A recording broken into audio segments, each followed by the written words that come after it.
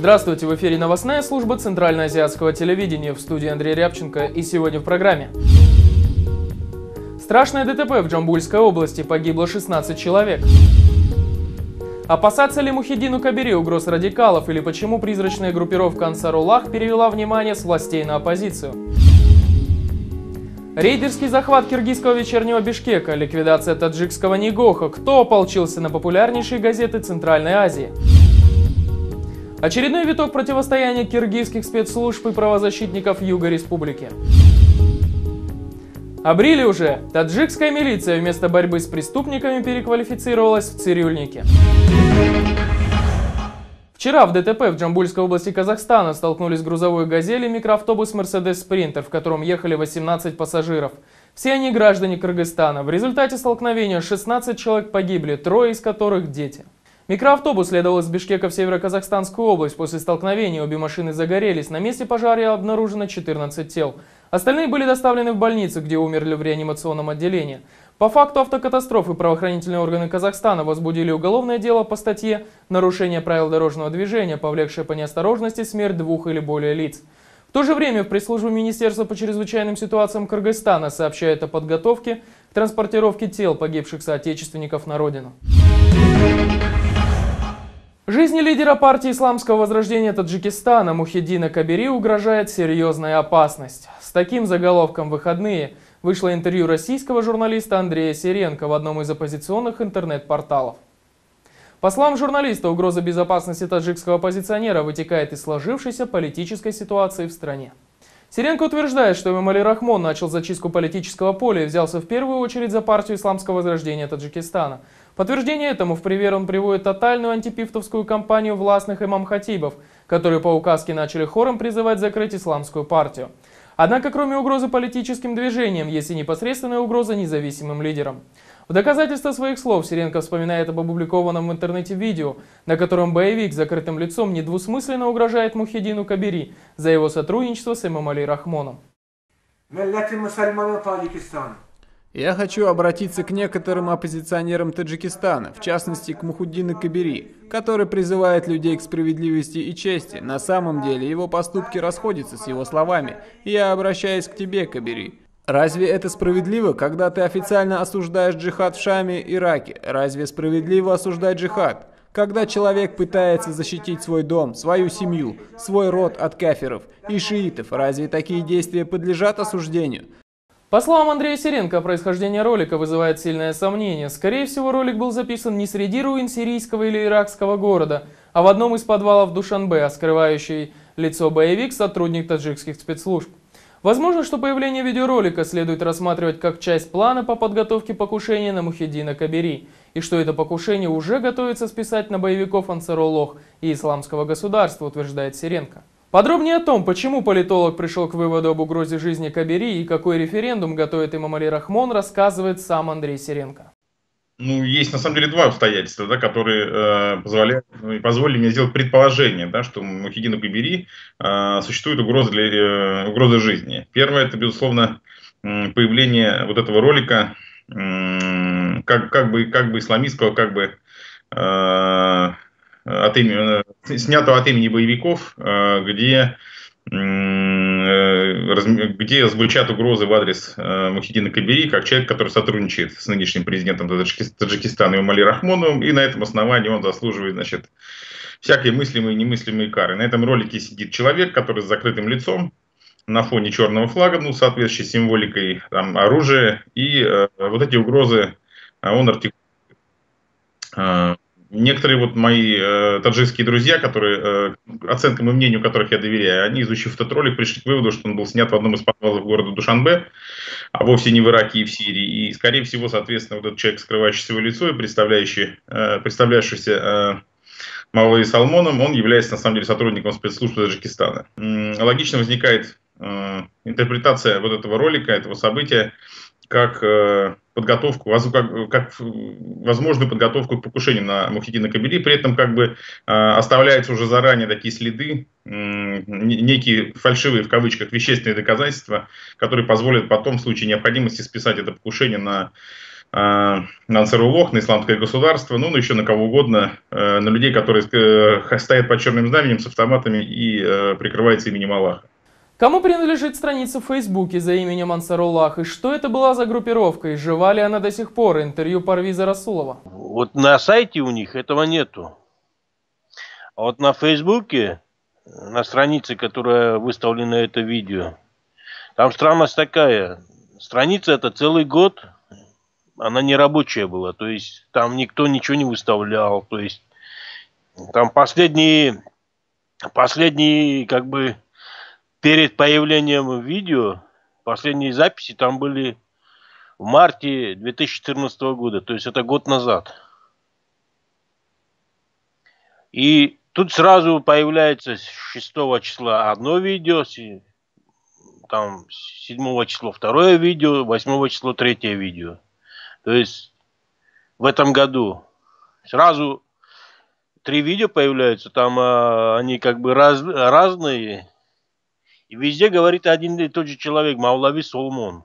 Я думаю, что Кабири на самом деле угрожает угроза. И боюсь, как бы вот эти видео, они могли быть и сфальсифицированы. И под этим видом просто его могут убрать и свалить вину вот на вот этот Ансарулло или еще на что-нибудь. Просто у нас в практике, ну не в практике, в истории такое уже было. Накануне стало известно о нападках сразу же на 2 популярнейшие независимые газеты Кыргызстана и Таджикистана.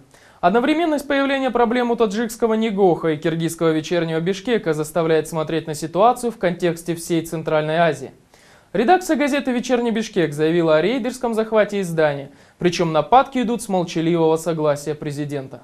Журналисты «Вечернего Бишкека», крупнейшей русскоязычной газеты Кыргызстана, обратились к Алмазбеку Атамбаеву с открытым письмом, в котором описали не только как отбирает акции газеты у законного владельца, но и то, кто за этим конкретно стоит. Сейчас главный разводящий всех государственных дел, бывший ваш водитель, ныне первый заместитель главы аппарата президента Икрамжон Илмиянов и бывший ваш телохранитель Эркин Мамбеталиев. Сегодня он облечен безграничной властью, его все боятся. При бакиевском режиме за убийство начальника главного управления по борьбе с должностными преступлениями МВД полковника Чиныбека Алиева ему дали 25 лет строгого режима. Однако по решению Верховного суда телохранитель сразу после апрельской революции вышел на свободу, отсидев всего 2 года. Это обстоятельство ввело в шок всех силовиков. Офицер, предавший боевых товарищей, став бандитом, через 2 года амнистирован после убийства лучшего следователя страны. Сейчас он самый влиятельный крышевальщик бизнеса, от малого до самого крупного, и контролер всех инвестиций. Как такое могло произойти?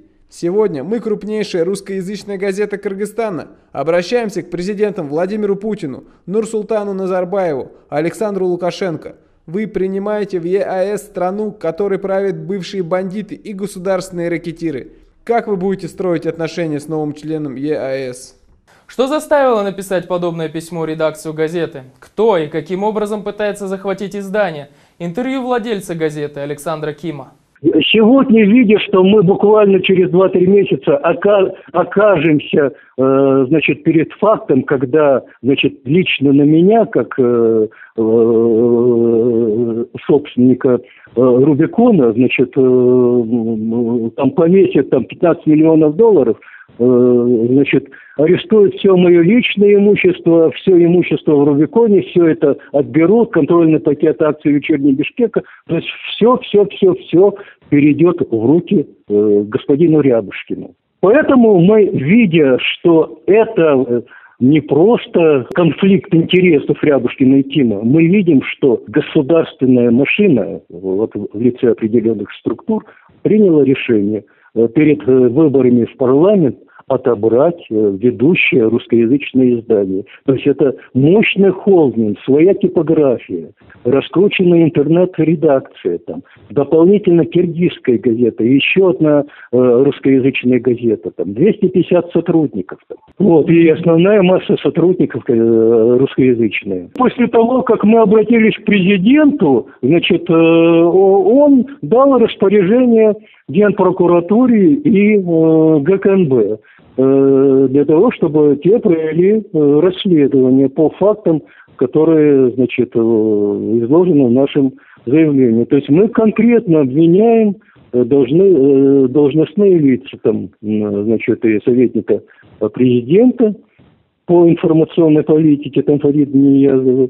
Мы обвиняем заместителя руководителя администрации президента Камжона Умиянова в том, что он дает указания судам принимать определенные решения. В Таджикистане, очевидно, со свободой прессы тоже не все в порядке. Правительственное издание поспешило заявить, что независимая газета «Нигох» «Взгляд» прекращает существование. В самом издании уверяют, что речь идет только о ликвидации банковских счетов компании. Проблемы у издания начались месяц назад, после отставки главного редактора и основателя Саймуддина Дустова. Никак не комментируя свой уход, Дустов неожиданно ушел из газеты, которую основал около 10 лет назад. Что происходит с Нигохом? Подробнее в интервью главного редактора газеты «Самак» Джасура Абдулоева. Слухи о закрытии НИГО не имеют под собой никаких оснований. Речь идет только о закрытии банковского счета. Впредь сайты газеты НИГО будут функционировать в рамках Индема. Ни о каком закрытии не может идти и речи. Просто произошли некие внутрисистемные изменения. Далее коротко о ключевых событиях в Центральной Азии. Казахстан готов предоставить площадку для переговоров по урегулированию ситуации в Сирии. Казахстанские власти пригласили сирийских оппозиционеров в Астану для предварительного обсуждения своего посредничества для урегулирования внутрисирийского конфликта. Об этом говорится в заявлении внешнеполитического ведомства республики. Не менее 33 человек погибли и более 100 получили ранения в результате террористического акта в городе Джалалабад на востоке Афганистана. Террорист-смертник подорвал себя у здания банка, где получали заработную плату госслужащие и военные. Недалеко от места инцидента было обнаружено еще одно взрывное устройство. По словам президента страны Ашрафа Гани, нападение было организовано боевиками Исламского государства. По данным Центрального банка России, количество трудовых мигрантов из СНГ уменьшилось всего на 8%, но денег они стали переводить в 2 раза меньше, что связано с падением курса рубля. В Кыргызстане курс доллара падает по отношению к национальной валюте. За неделю его цена упала почти на 2%. И сегодня Национальный банк Кыргызстана впервые с мая прошлого года не продавал, а покупал доллары. В Бишкеке открывается первый в Центральной Азии музей воды, на создание которого ушло около 4 лет. Он располагается в стенах гидрологического факультета Киргизского аграрного университета. В туркменском городе Мары власти построят юрту на 3000 человек для проведения культурно-массовых мероприятий. В Кыргызстане адвокатом подозреваемого в экстремизме имама Рашота Камалова личным распоряжением главы Государственной службы исполнения наказания запрещено навещать подсудимого. Сотруднику правозащитной организации «Бюрдюню Кыргызстан» адвокату Хусанбаю Салиеву не позволили встретиться со своими подзащитными имамом Рашитом Камаловым и Дилером Джумабаевым, который обвиняется в экстремизме. Запрет для сотрудников «Бюрдюню Кыргызстан» наложил лично председатель пенитенциарного органа. Правозащитники связывают это с ранее проводившимися в их офисе обысками и общим противостоянием со спецслужбами. С чем связывают правозащитники запрет на посещение подсудимого? Комментарий главы движения «Бюрдюню Кыргызстан» Таликан Исмаиловой. Официальные структуры КСИН, они объяснили, что это прошло недоразумение, и в принципе, значит, в понедельник, то есть сегодня, это будет отменено, и все процедуры будут в соответствии с законодательством Кыргызстана. Но наш анализ показывает, что препятствия нашим адвокатам чинят некоторые сотрудники спецслужб Ошской области и также Кыргызстана. Почему? Потому что как никогда мы смогли доказать масштаб нарушений со стороны спецслужб, сотрудников спецслужб в отношении наших адвокатов, неправосудные решения районного суда, значит, и все процедуры, как в отношении журналиста Умара Фаруха, так и в отношении наших правозащитников, адвокатов, они все процедуры нарушены. Поэтому несколько законов Кыргызстана нарушены, Конституция Кыргызской Республики. И самое страшное, что закон об адвокатуре Кыргызской Республики растоптан этими сотрудниками спецслужб. Почему? Потому что мы оценим это как месть за ту работу, которую делают наши адвокаты по борьбе с коррупцией. Почему? Почему? Потому что в отношении 100 дел, которые были конфискованы и изъяты, да, в нашем офисе, 4 дела – это в отношении сотрудников спецслужб, которые вымогали определенные суммы у тех людей, которых они задерживали. В Ютубе появилось видео задержания сотрудниками таджикской милиции бородатого предпринимателя. Судя по видео, милиционеры сначала угрожающим тоном разговаривают с гражданином, потом оскорбляют его при всех и под конец видео, набросившись на него, тащат внутрь магазина, где предположительно избивают его. Но одним эти милиционеры не успокоились, они укоряют женщин-продавщиц за ношение хиджабов. Подобные рейды стали не редкостью в Таджикистане. Милиция проводит кампанию против бород и хиджабов в рамках неоднозначного распоряжения министра внутренних дел Рамазона Рахимзода, которое якобы направлено против распространения чуждой для таджикской культуры одежды. А по факту все эти меры связаны с антиисламской кампанией властей. Нам же остается только вспомнить немеркнущую классику советского кинематографа.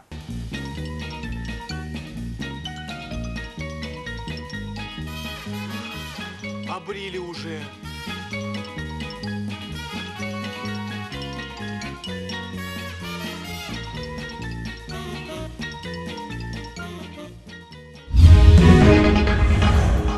Это была новостная служба Центральноазиатского телевидения. Мы желаем вам получать только хорошие известия. До свидания.